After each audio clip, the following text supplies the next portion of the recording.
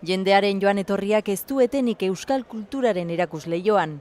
Eta tartean gaur aparteko bisitariak izan dira, editore ingeles batzuk, baita The Guardian egunkariko kazetari bat ere.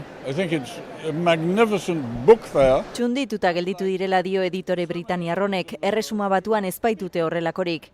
Jendeari zuzendutako azoka izateak harritu ditu, jendeak liburuak ikusi eta ikutzeko aukera bikaina duela.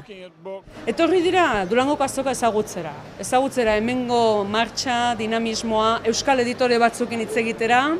245 postuak lepo beteta eta bertan 50 bat artista egun osoan.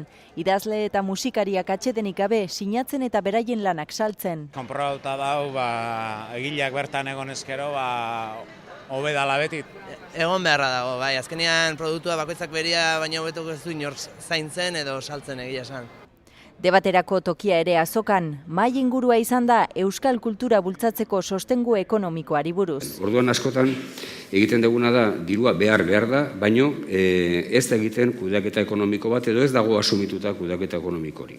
Detektatu ze behar izan daukagun eta dirua horra bideratu, ez? Inbertsioa egin, ez gastua. Bezala, ez? Kultura beti da gastua. Beste batzuk inbertsioa dira, hori gastua da. Eztabaida pilpilean euskal artearen handitasuna bizi duen topagunean.